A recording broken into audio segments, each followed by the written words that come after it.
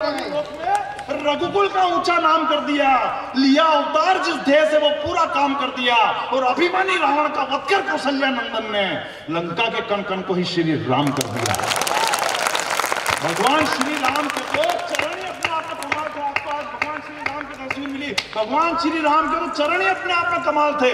कौशल्या के आंगन में रखा, प्रजा भक्त हो गई। अहिल्या की शिला पर रखा, श्राप मुक्त हो गई। मिथिला के स्वयंवर में पहुंचे, सीता राम में लीन हो गई। दंडकारण्य वन में पहुंचे, धरती असुरों से विलीन हो गई। निषाद राज की कुटिया में पहुंचे, मित्रता पार हो गई। केवट की नैया पर बैठे, भवसागर के पार हो गई। सबरी की कुटिया पहुंचे, असुरों की धारा उमड़ गई। हनुमान की हथेली पर रखा, भक्त की कीर्ति दुनिया में बढ़ गई। सागर के तट पर रखा, रामेश्वरम की नींव गड़ गई। लंका की धरा पर रखा, लंकेश की नींद उड़ गई। और आखिरी लाइन पर आपकी बड़ी तालियां देखना चाहता हूं कि जो रखा कदम लॉकडाउन में दूरदर्शन पर, तो उस गरीब की टीआरपी बढ़ गई। कि जो रखा कदम लॉकडाउन में दूरदर्शन पर, तो गरीब की टीआरपी बढ़ गई। वो जब रामायण आ रही थी लॉकडाउन के दौरान दूरदर्शन पे, तो मेरे पड़ोस में बुआ जी बोले भला हो यानी कोरोना का, जो राम जी के दर्शन करा दिए। मन के ये तो अच्छा लगा बुआ जी, आपको कोरोना हुआ नहीं, वरना यमराज के भी हो सकते थे। फिर लॉकडाउन के दौरान तो कई तरीके की स्थिति आई कि दिल की हसरतों को दिल में दबाना तक सीख के विधायक जी बैठे, लेकिन हालत सबकी एक जैसी थी घर में जैसी हमारी थी। भले कोई सा भी बड़ा अधिकारी वगैरह कोई भी, सबकी स्थिति घर में एक जैसी थी कि दिल की हसरतों को दिल में दबाना तक सीख गए। सुबह सुबह लड़ते हैं और शाम को मना। जिस दिन लॉकडाउन लगा हुआ था, फुल लॉकडाउन लगा हुआ था, टाइम बताते रहना वैसा। जिस दिन फुल लॉकडाउन लगा हुआ था, मैंने हिम्मत करी कि आज माता जी के दर्शन करके छोड़ो। नवरात्रि का समय आया था बीच में, मैंने कहा आज माता जी के दर्शन करके छोड़ूंगा, चाहे कुछ भी हो जाए। मैं घर से बाहर निकला, हमारे गांधी चौराहे पर 2 लट्ठ पड़े पुलिस वालों के, लेकिन बंदे में हिम्मत नहीं आ रही। आखिर माता जी के मंदिर पहुंचा, माता जी मंदिर में थे ही नहीं।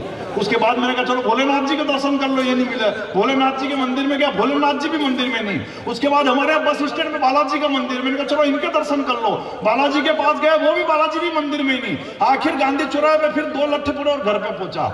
बाद में जैसे ही अनलॉक हुआ तो मैं शिकायत लेके माता जी के पास पहुंचा। मैंने कहा माता जी मैं आपके दर्शन करने 2 लट्ठ का के आया था और आपने मुझे दर्शन नहीं दिए। तो माता जी बोले बेटा फुल लॉकडाउन लगा हुआ था, किसी के भी घर में पैसे कौड़ी की कोई कमी नहीं आ जाए, इसलिए मैं लक्ष्मी का रूप धारण करके लोगों के घरों में विचरण करने चली गई थी। उसके बाद में भोलेनाथ जी के पास पहुंचा। मैंने कहा भोलेनाथ जी मैं 2 लट्ठ का के आपका दर्शन करने के लिए आया और आपने मुझे दर्शन नहीं दिया। वो भोलेनाथ जी बोले बेटा मैंने तो सर पर गंगा विराजित कर रखी है, लोगों के घरों में पानी वानी की कोई कमी नहीं आ जाए, इसलिए मैं नगर पालिका का काम संभालने चला गया था।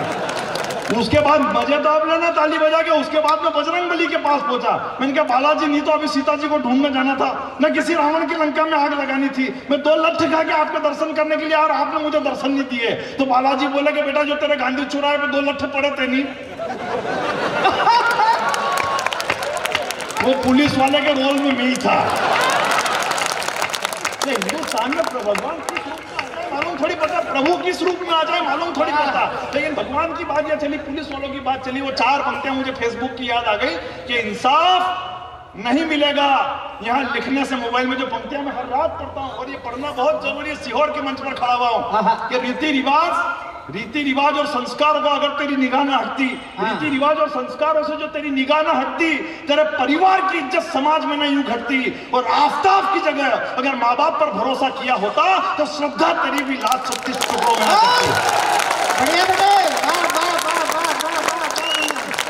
श्रद्धा तेरी लाश भी 36 टुकड़ों में न कटती है। क्यों हो रहा है ऐसा हिंदुस्तान में कि इंसाफ नहीं मिलेगा? यहाँ लिखने से मोबाइल में, यहाँ बड़े लोग बैठे हैं, किसी बेटी के साथ हिंदुस्तान में कोई दुराचार हो जाता है तो हम केवल फेसबुक पर अपनी एक पोस्ट डाल के अपने कर्तव्य की तीसरी कर लेते हैं। लेकिन इस हिंदुस्तान में अब होना क्या चाहिए? पंक्तियां में पढ़ता हूँ, तालियां सीहोर की बड़ी वाली देखना चाहता हूँ कि इंसाफ नहीं मिलेगा यहाँ लिखने से मोबाइल में। अब वही करना है जो होता है अरब और इजराइल में। और चाहते हो कि सुरक्षित रहे बेटियां इस देश में, तो बलात्कारियों का निपटा दो हैदराबाद स्टाइल में।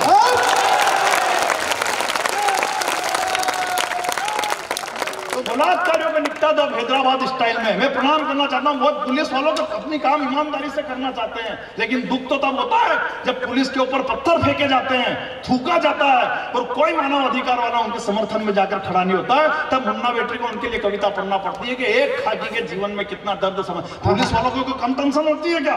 पुलिस वालों को ऊपर से टेंशन आती हुई अपने को पकड़ा देते हैं। सही करो। पिछली केंद्र की सरकार में तो एक मिनिस्टर साहब ने घोषणा कर दी थी, बोले अब जो खुले में शौच करने जाएगा उसे पकड़ के अंदर बंद कर देंगे। कौन कर रहे बंद? मिनिस्टर साहब आ रहे बंद करना कि गांव के लोग एक दूसरे को करेंगे। करना बेचारा इन पुलिस वालों को, इनके जीवदोरी कितनी टेंशन हो गई। सुबह 5 बजे मुखबिर का फोन आएगा कि भैया खेत की वागड़ में बैठा आके गिरफ्तार करो। नहीं ये अगर ढीले ढीले पहुंचे ये भैया निपट ले तो वाह क्या और ज्यादा टेंशन, उसको भी लोन सबूत भी तो को।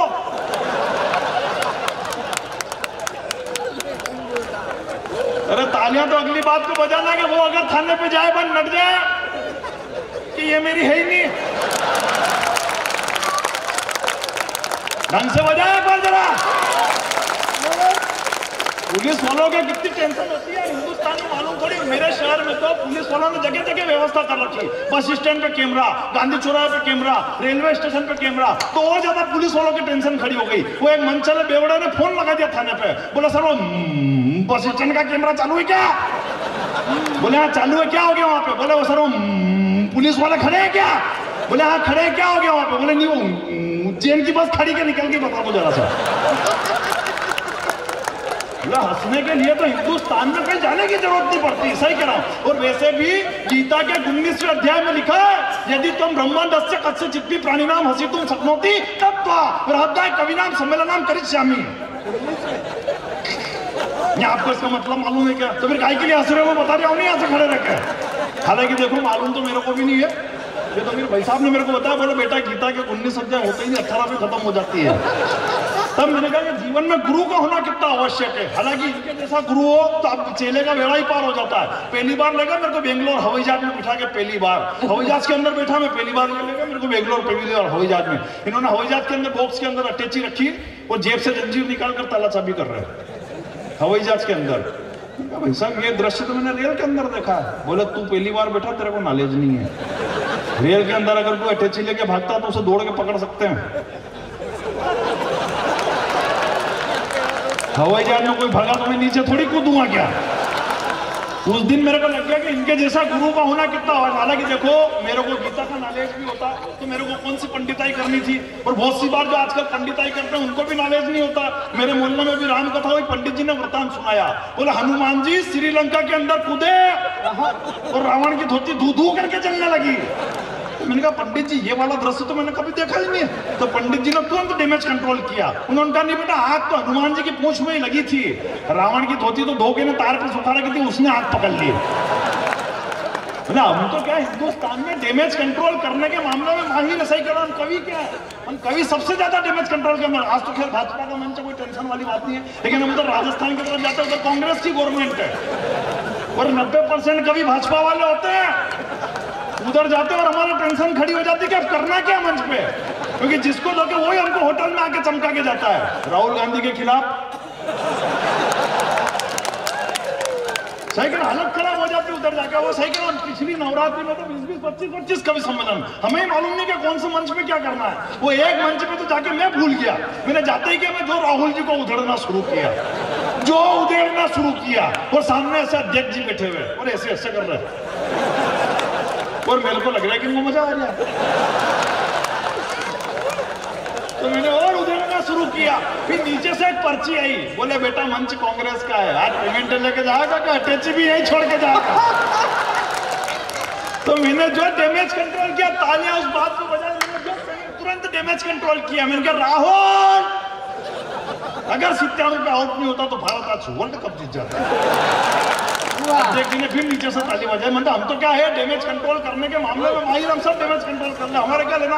हालांकि बात बतानी नहीं चाहिए, लेकिन मेरे को भी उस व्यक्ति के लिए डैमेज कंट्रोल करना पड़ा जिसने पूरी पार्टी को ही डैमेज करके रख रखा है। सही कह रहा। अभी उत्तर प्रदेश के चुनाव में राहुल जी ने मंच से घोषणा कर दी, बोले मैं पांडव हूं, बाकी सब कौरव है। मंच पर घोषणा करी, बोले मैं पांडव हूं, बाकी सब कौरव है। तो पूरे भाजपा के लोग पीछे पड़े उनके, बोले कैसे कहते अपने आप को आपने पांडव, कैसे कहते अपने आप को आपने पांडव। तो राहुल जी ने पीए से पूछा, कौन थे रे पांडव? बोले तेने बुलवा तो दिया मेरे से, मेरे को तो ध्यान ही नहीं कौन थे पांडव। तो पीए ने बताया सर ये पांडव जो थे ये महाभारत के एक पात्र थे। बोले नहीं, दिखाओ मेरे को कौन थे पांडव। आखिर कार्यालय में टीवी मंगाई गई, टीवी के अंदर महाभारत चलाई गई। अब संजोग से वो वाला दृश्य चल गया, इधर पांडव मुंह लटका कर बैठे हुए, इधर